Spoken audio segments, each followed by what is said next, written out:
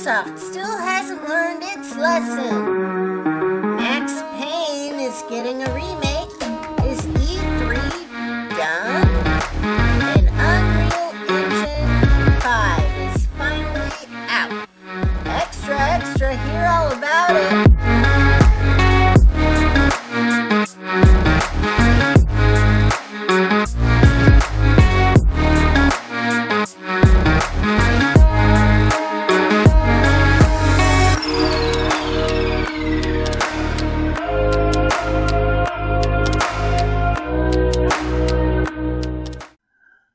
Hey guys, welcome to the Marvel Podcast because we're better than courts. I'm the Dean of Games, the Dean Slater if you're on Twitter or Twitch, and joining me today is the somber puppet from YouTube, James. James, you feeling better? Greetings. More or less. I'm gonna sound nasally, but I'm here this time, so that's that's the important thing. Yeah. I mean, we feel for your sickness last week. That I hate being sick. Oh yeah, I was dead my entire weekend. It was it was bad. So, of course, there's also .tv/LMJ the Hitman, Landen. Hey guys, I'm doing not sick and doing great. Sorry, James. I'm feeling good.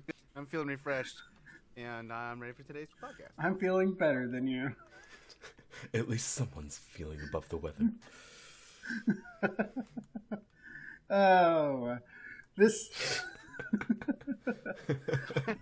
Yeah. All right, let's get into it. This is Extra. I'm ready. Your weekly gaming news podcast covering the news leading up to Sunday, April 10th, 2022. And if you like us, you can go to patreon.com/thebriefingroom. Let's get to some news. Our first news story. Not fucking time, Ubisoft. This news comes out of the announcement that Ghost Recon Breakpoint content is, well, done. Oh no! And they said, you own a piece of the game and have left your mark on its history, as the last digit for Ghost Recon Breakpoint was released on March 17th. Stay tuned for more updates with features to the platform and future drops coming within other games. And of course, Digit is the crypto that they use for their NFT platform, Quartz, which was announced in December, and Ghost Recon Breakpoint being the first and currently only game that has implemented it so far. The announcement of Quartz was immediately panned by fans, and in January, an exec responded to the backlash with, well, it was a reaction we were expecting. We know it's not an easy concept to grasp, but Quartz is really just a first step that should lead to something bigger, something that will be more easily understood by our players, our stupid players. There's more to the quote, and then also the stupid players was not what he actually said, but that was the gist of his statement. It was implied. Yes, it was very much implied. A GDC survey showed that 70% of developers are with fans and don't agree with NFTs either. Thank you. It's a fucking stupid concept. It somehow cornered some part of the crypto market, which makes no sense. You're owning the original URL of a image that you can just copy and paste. It's the same picture. It's the same image. It's the same thing. Yeah. It's stupid. Yeah, I'm not very much into this NFT Gummy stuff and either. feels like a hack. It might exist in other areas of the digital world, but in the video game market, it's just not ready, or nobody's looking for it or wanting it. And everything I've heard, yeah, everything I've heard about what NFTs could do is completely unrealistic. Like the whole concept of you can buy this game's costume and then you can use it on this game. That's not that's so unreasonable to expect, because games are developed differently. They have different aesthetics. You can't just put, like, for instance, you couldn't just put an NFT Spartan armor from Halo on a Gears character. It just doesn't work. They have to create those assets separately because different graphics engines, there's so much that would go into that. That group of people that made whenever the Dunes book came out, it was like people made an NFT of the cover of that. People like bought the NFT of that, and it was like, sweet, we own the rights to this book now. It's like, no, that's not how it works. Yeah, I just the fact that they said, stay tuned for more updates with features to the platform and future drops coming with other games. They got what they needed from Ghost Recon Breakpoint, and they are going to start implementing it for all Ubisoft games. Luckily, so far, Ubisoft has been a ghost town with games that they're working on. Every game I can think of that I've heard them announce, they've since gone quiet on. I don't think there's a single thing that I've heard an update on recently. There was one called XDefiant. It was supposed to be like a Call of Duty-like game, which was being worked on by the Call of Duty Ghost team. Yeah. Which nobody really cares about that team, but I cared about that team. And they went silent on that, too. And it was like a little bit of buzz, and they're just, just not going to say anything moving forward and hope people forget about it. Yeah, you got, let's see, Beyond Good and Evil 2 they've announced, and that was in, 2017. You've got... It was 2017 when that game was announced, and not sooner, later than that. Like I thought if it was, it was like a long time ago. I don't know. Yeah, you got Skull and Bones, which was announced forever ago. We don't need to go back into that can of worms, but you've got, like you said, XDefiant. There's another game. It's on the tip of my tongue. But, they have so many games they've announced and haven't said anything about for years. You're right, 2017, Jesus. Announced for the PS4 and the Xbox One. And now, obviously, not going to be for those consoles. Yeah. Oh. Good God. Man. So I don't... They had a trailer for it in 2018 and 2019, and then it's nothing. Yeah.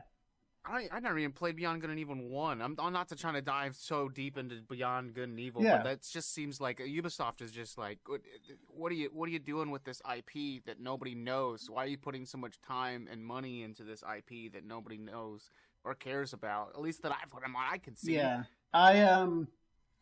they also announced they're doing their next Assassin's Creed is going to be a live service Assassin's Creed, and we have not heard anything about that since. Oh my God. I mean, that's probably for, Assassin's Creeds are every 2 years now, so we'll probably hear something about that around the summertime. Yeah. Well, we'll get to it here in a little bit, but it won't be called E3 time anymore. So, bringing back the Payne. Max Payne remakes 1 and 2 have been announced. Sweet. Yeah, buddy. They're going to be made by Remedy, who made the original Max Paynes, and it will use the Northlight engine that they used for Control and what was the other one?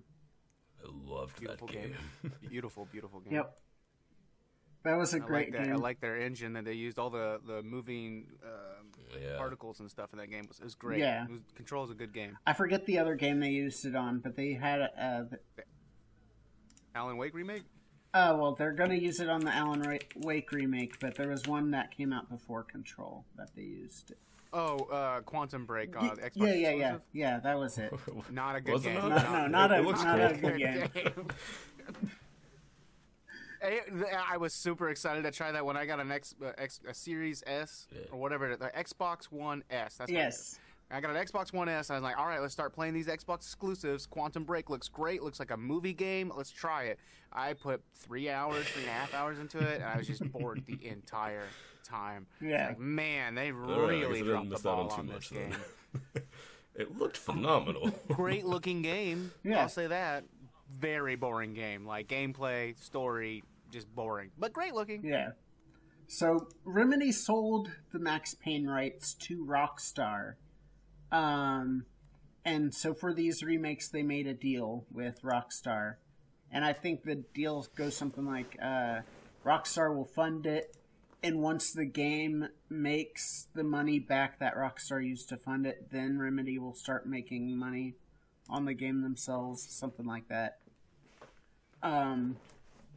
They are currently making an Alan Wake game, and they said that Max Payne is in the concept development stage, so we won't see the remakes for quite some time. I'm regardless still excited. Were you guys Max Payne fans? I played a little bit of it, but I never owned it myself, so I didn't get a whole lot of time with it. But I enjoyed what I played with it, and I like the idea of like a Matrix type video game. Like that just Yes. That- Give me a Resident Evil 2 style remake, just graphics built from the ground back up. Max Payne 1 and 2. That game was pretty good. I was 9 years old when that game came out. A hard M game. I was playing that game. That game gave me nightmares. I don't know if you guys remember the scene where he has like dream sequences and he has to in a dark room when he has to walk on a red line with a crying baby, and you're trying to find the crying baby, and it's fucked up, I've seen man. that It's really particular messed scene up. of the game, Yeah. But like Dean, though, I'd never actually Real owned messed it, up. so I didn't get to play very much of it. But it was a cool game. We need more games that have like those just jarring sequences like that. I mean, if you're not a fan of horror or anything, then I guess you won't really agree with me on that stand, but whatever. But like a good bit of horror, just to kind of throw everything off, mix it up a little bit, and but in a way that like adds to the plot a little bit. Yeah. Old school Silent Hill style. I haven't actually had a chance to play those old Silent Hill games. Yeah, they look like it. Something else I probably shouldn't have played as a kid. Yeah, I saw a story when I was going through my doc. I was like, I don't want to talk about this developer. We've strayed away from it, but the people making Abandoned, if it ever comes out, they've reached out to Konami about Silent Hill, and it's like, come on, guys, can we stop with this? Can we not? Have you not burned the bridge already? Is that game ever actually? Is that a real game? I don't know. That it's even I don't a real know that game. it's a real game. No. But you couldn't see it because this is an audio thing, but I used quotations when I said the abandoned game. I was. Huh. I'm not sure how real that game is. What I do know, though, is that E3 might not be real anymore. Bum, bum, bum. So the physical event for E3 was canceled back in January, and now the digital event is also canceled. ESA said in a statement, "We will devote all of our energy and resources to delivering a revitalized and digital E3 experience next summer. Whether you enjoyed from the show floor or your favorite devices, the 2023 showcase will bring the community, the media, and the industry back together in an all-new format and interactive experience." Phrasing worries me. So, Are we good? over the last couple of years, many companies have pulled out of E3, including Sony and EA.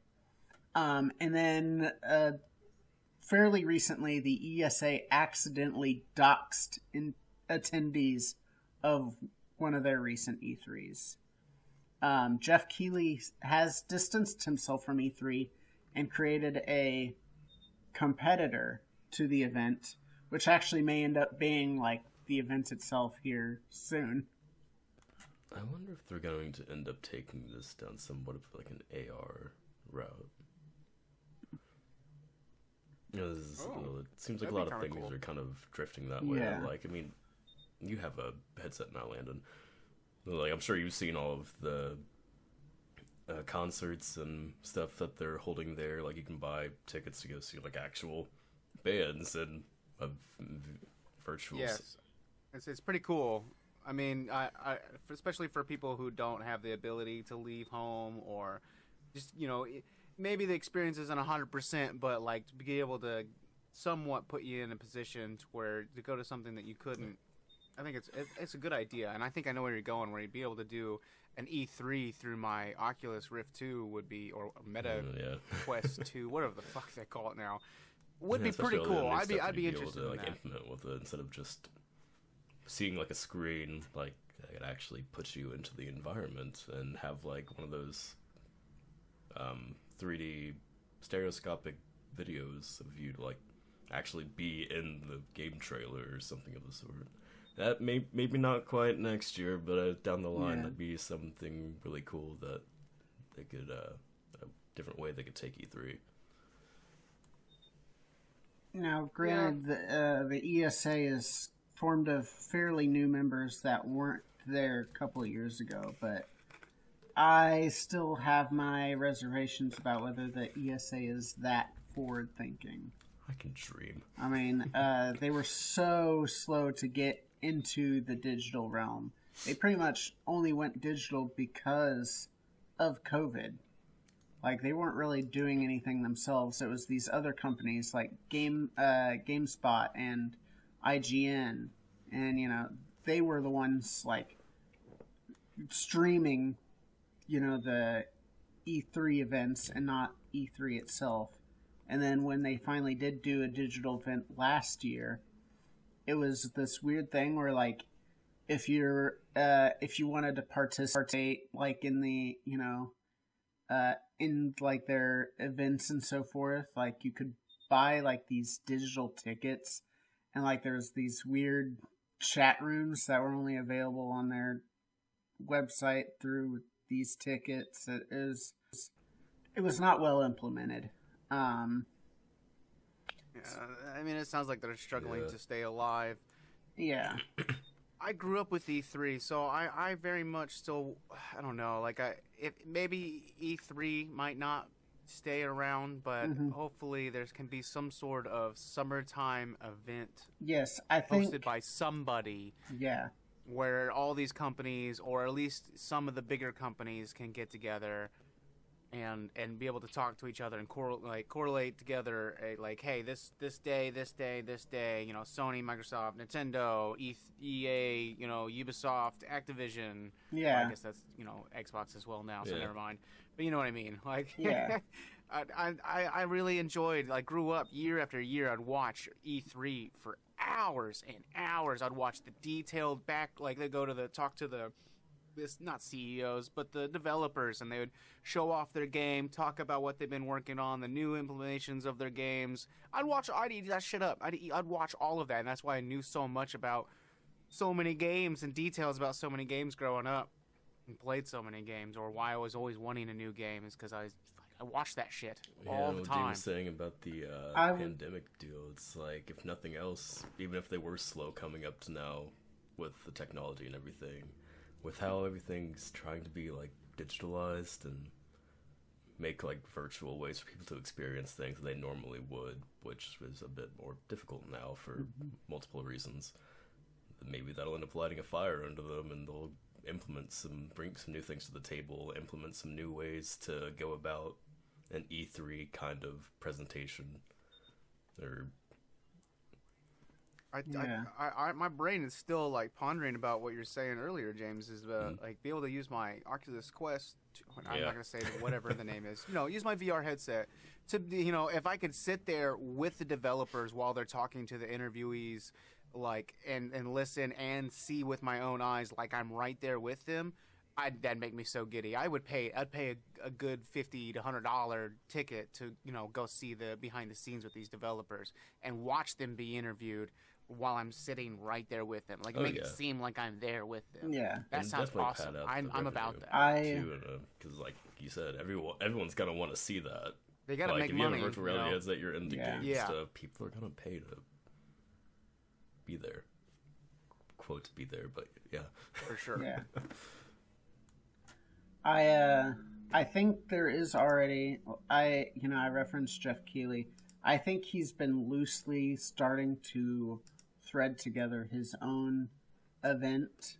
Like his event hasn't been as tightly packed as E3, but I think with E3 taking the year off, it might not be all the way there this year, but I think by next year, even if there is an E3, Jeff Keighley will already have, tightened everything up for, and just used this as an advantage, because you can't give your competitor an extra year of preparation time. I do think the AR thing is interesting, and like you said, the ESA, what they do to make money on E3, they sell, these show floor spaces to the developer, and then the developer, that's how they show off the game. But you can't, with everything moving digitally, you can't really sell a digital space per se, unless it is, as much as I hate the word, metaverse style thing.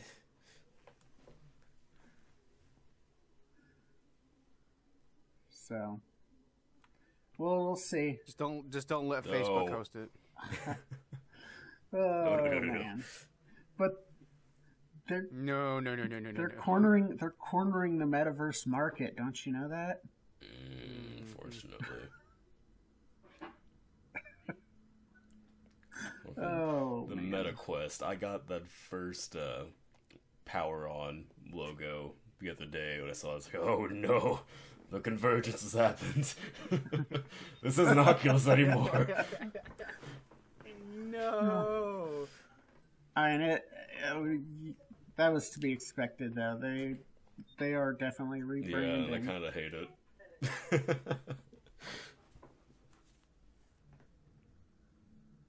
Hopefully somebody else can come up with a good headset. I mean, I'm fully capable of having like a PC VR headset, but it's so like the Quest is so accessible. It's like monetarily, you don't need a beefy computer for it. You don't need all these wires and cameras and everything. You just turn it on. And it's so nice, but it's Facebook, and so I kind of beside myself with it, but overall it's good. Yeah, no, it is good.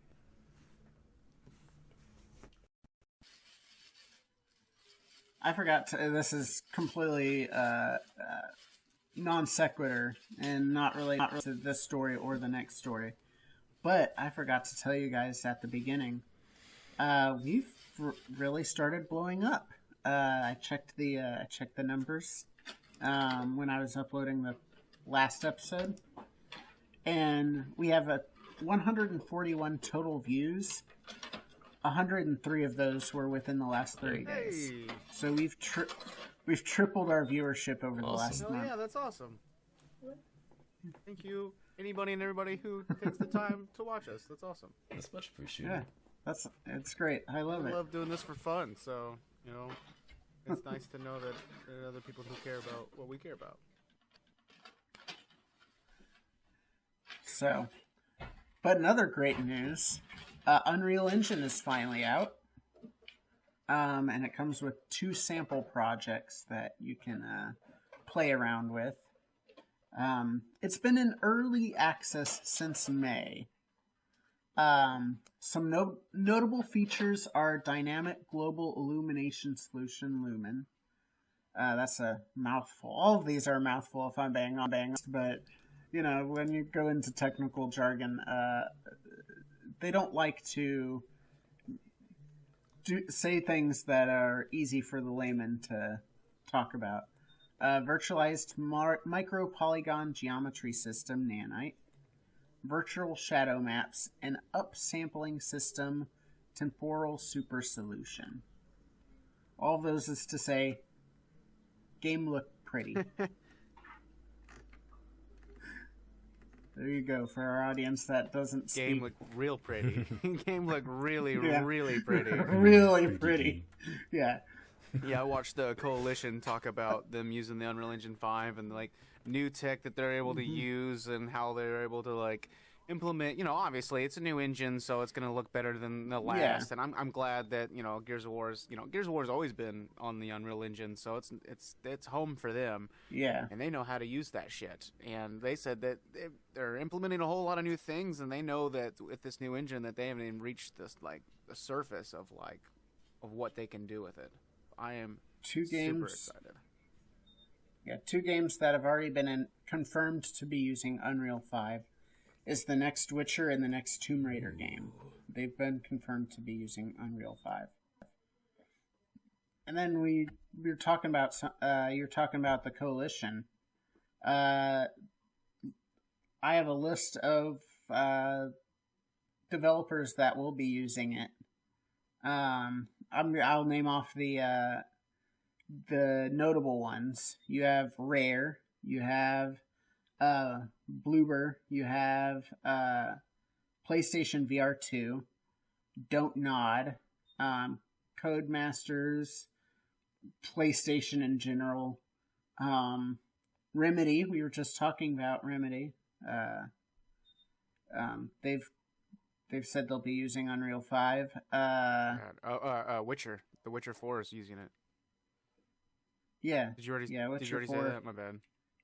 Yeah, I did mention it. It's fine. I mean, we can emphasize Witcher 4 is going to be using it. And as well as Tomb Raider 4, whatever they decide to name that. Supermassive Games. The Initiative. If they even make a game at this point. Xbox in general. Even though I already named some Xbox developers. Let's see. Eidos Montreal. Again, we mentioned Tomb Raider, but it's not going to be just Tomb Raider. Obsidian's part of Microsoft. Devolver Digital. Haven's part of PlayStation. Tencent games are going to be using Unreal 5, and let's face it, Tencent, oof, that's someone to be reckoned with. And 2K are the notable ones. So, which 2K, that's also, Rockstar and all these other developers that are under their umbrella. A lot, and I think we're going to start seeing a whole lot more developers start using the Unreal Engine 5. And honestly, the more people that use Unreal Engine 5, the easier it's going to get for more and more developers to use it. And one developer uses the Unreal Engine and releases a game. Another developer sees what they did with it, and then they are able to implement the same by using the same engine. So, it'll even trickle down economics now, trickle down into the indie studios being able to make, pretty damn good looking video games. I mean, we might end up with, 10 years from now, you're going to see indie studios making games that look like The Last of Us. So, yeah. I mean, again, that was the notable games. I mean, you have smaller studios like That's No Moon working with them too. Which is a great name, by the way. That's no moon.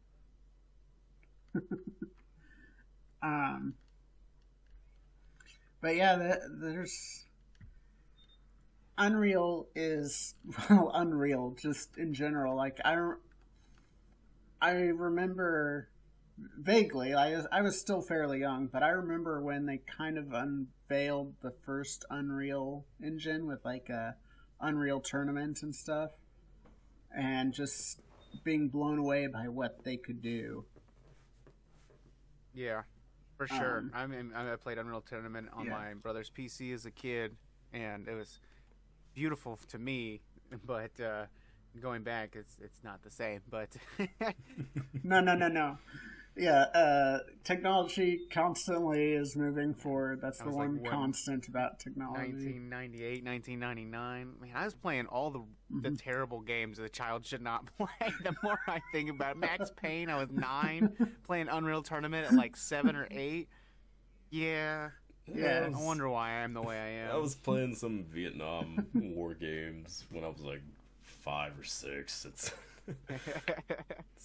fine. Yeah, I didn't really play anything or watch anything out of my my Spectrum until I was 13 when I saw my first rated R movie, and it was a horror movie. And let me tell you, there was a lot of sleepless nights. I'd go to sleep watching Blazing Saddles when I was like 7. Oh my god, that movie. No, that movie's It's a great. great movie. In retrospect, man. that probably isn't the best thing for a 7-year-old to be watching, but Yeah, I mean, hey, you know. I guess I did watch Spaceballs when I was younger, Such a but good again, that movie. was that was also a really good movie. But that is also one of those ones where it's not scary, or it's just the humor is not appropriate. But because I was so young, the inappropriate humor just went over my head, so it doesn't matter. You don't get it until a few years later. It's like, oh, that's what that means. Yeah. Scotty beamed me 3 times last night.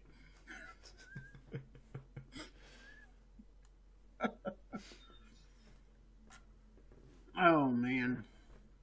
Where are we at? So, James, what have you been playing? I have recently gotten into it's one of the Yu-Gi-Oh games on Steam. Yu-Gi-Oh! Master Duel. That's it.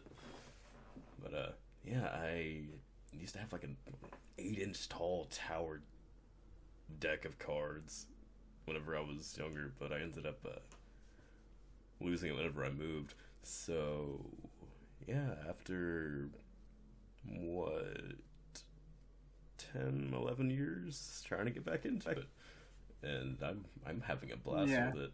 Notice every once in a while a card will pop up that I recognize from my old deck, and it's like, oh, it's that card. I had that.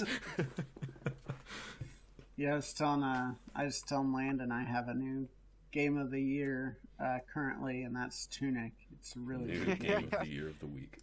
Go ahead. I'm Yeah. sorry. So here's No, I was just gonna go into no, my you're game. good. So say what you need to feel say. free to go I ahead. have a new Say what story. you need to say. Okay. So here's a story that appeared earlier today. The timestamp is weird because it's 4 hours in the future, but so it's definitely a different time zone. But Bungie may be hiring for an animated Destiny show. Job listing appears to be another step towards Bungie's push of transmedia projects. This is from Jordan Midler at BGC. Could be interesting. Yeah, the company is hiring for a senior producer, which would see a successful candidate taking over the Destiny IP approval process for all externally developed linear media stories. The required skills lists experience with licensed products and or animation, scripted television development, or current programming.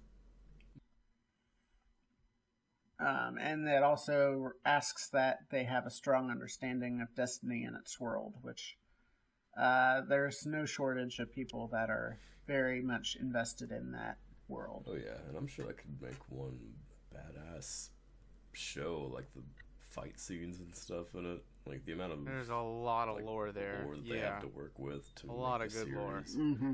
Yeah, like all of the. I think there were a few Halo animateds, weren't there? I know there've been a few live actions, and yeah, they those, but yeah, they did what was the anthology? They did like an anthology series where none of them are really canon, but they're just fun stories. It's still cool though. Um, I mean, Halo's not got as much for them to break away with. That's still kind of pertaining to the game side of things. Granted, there are a lot of Halo books that they can work with stuff on and comics and whatnot, but yeah, still not something that can like the game audience can associate with. It's like we have the Guardians and stuff just like kicking ass in some flashy animated scene, or all these beautiful I'd watch that shit. planets I'd for and sure stuff watch that they shit. can make. yeah, Yeah. oh yeah, yeah. You get into the weeds when you say stories outside the games, because that's what they're trying to do with the Paramount thing. Yeah. And they didn't say they weren't taking inspiration from the games. They just said they were looking for stories outside the games. And every post I see online about the show that Paramount does, like, you know, promoting the show, every single time I see hundreds of comments like, "Have you played the game yet?" It's like, that's not what they didn't say. They didn't play the game. That is a false narrative you've created. They apparently did like a Master Chief. Like, did they do like a face reveal for them in the show? Yes, they did. That was such like. Why did Paramount take the initiative? Why are they the ones that decided to be the ones like, hey, this guy that's never had his face revealed? Yeah. Even that one time that we joked it in the first game when he took his helmet off and there was like another helmet underneath. Like it's just a weird medium for them to have decided to finally do that with. I feel like I will say, having, you know, been invested in the behind the scenes of movies and so forth, like listening to a lot of behind the scenes, and just after gaming, I looked into movie industry, and I decided no thank you for that too. I actually did my research beforehand for that one, but it is hard for an audience to relate to a character who they don't see their face. Which is why in The Mandalorian, even though in the very basis of the Star Wars universe about Mandalorians is part of their religion, that's part of their, oath to never take off their helmets. In The Mandalorian takes off his helmet. Simply because you cannot relate to someone whose face you cannot see. So they had to appropriate their religion, is what you're telling me. Yes. So that, I think Mandalorian probably did it better. I haven't seen the show yet. I but haven't either. From what I understand, the face reveal was kind of unearned and kind of in a weird spot where he was kind of still on the battlefield when he took his helmet off, which is a weird thing to do on the battlefield. Yeah, just kind of threw And it it was- in there. Yeah, and again, it was in the first episode too. Oh. So it's not. They didn't build up to it. There was no build up. It's just, all right. Let me just take my helmet off. That's the part that I'm like, you can do something a little bit better than that. Or That's like an end end of of the season show thing. thing. Yeah. Or end of show, yeah. After like a major confrontation, Like he's captured and they rip his helmet like, after off. you've hit the Yeah, climax there's so and many you're things they on could have the done to make it incline. more earned. Or Mm-hmm. Which I personally haven't seen the show either, but I've heard nothing but I good have about heard it. good things about it. So Yeah. I'm gonna completely shit on it. no, just that one little thing. It probably could have been done better, but it's still apparently a great series. Yeah. So, my parents did end up getting Paramount Plus. They'd been wanting it for a while because of the Star Trek, but they couldn't justify one show. And now that Halo's out, and my parents are big fans of Halo, they're like, "All right, well, now there's 2 shows, so now we can justify having this subscription." So I need to watch that and Picard. I need like 3 different ones for those services at this point. There's so many series that I need to watch. Yeah, but anymore, as much as the companies frown upon it, anymore, you pretty much have to be like, all right, so I'll do, Netflix and like Hulu or something, and then you do Disney Plus and Paramount, and then this person does Crunchyroll. You pretty much have to share subscriptions anymore. That's the way to do it. Otherwise, you're paying $60 a month on all I'm these. less about shows. Yeah. And trying to clean up my backlog of games. I am at the end of Elden Ring, and I say I'm at the end. I have skipped so much of that game, like just bosses, side paths. I'm just like, get me to the end so I can mentally move to something else and then come back to do the rest. I mean, I have skipped a whole lot. And that map is the biggest fucking game map I've ever seen, and there's still more for me to discover. It's insane. It is the biggest map in lots of good ways and some minor bad ways, because not every game needs a big map. But it is huge, and it is living, and there's so much tiny detail to that game. It is so much to that game.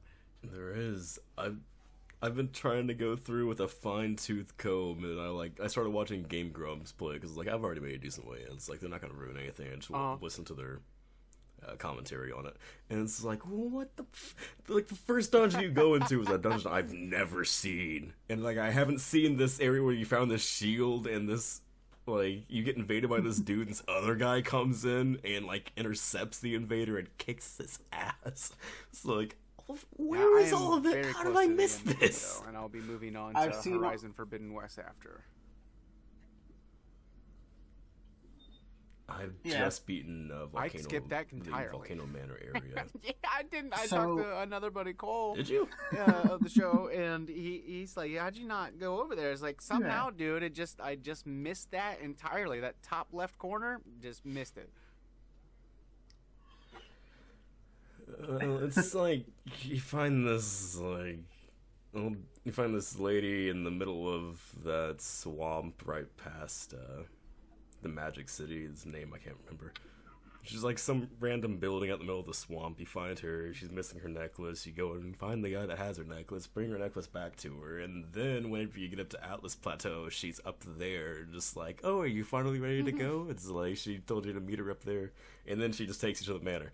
So it's like, it's really odd way of getting there, and if you didn't go to that particular part of the swamp, you'll just completely miss it. It's huge. I don't think you can get there any other way. My buddy just tried going up to there. It's like, how do you get up there? It's like, I just went and teleported up there. It's like, okay, because this thing is a giant chasm between me and that whole section of the map. It's like, oh, I think maybe you're right. you gotta go find that. There, because I saw basically the same thing your buddy did. I just saw the giant chasm in the way. I'm like, well, I'll go a different direction, and never went back. Nope. So when you go to play Horizon, here's an armor set that someone that I know outside of work, they were like, I found this armor set and I don't know how I feel about this, and sent me this photo that I'm sending in the Discord now. That's an actual armor in the game, and it just flat out shows her nipples. Aloy's nipples are just flat out in the game. How'd that get I mean, not I don't an know, M like rating the from the paint or whatever ESRB? doesn't I am count okay or with something? this. It's just paint.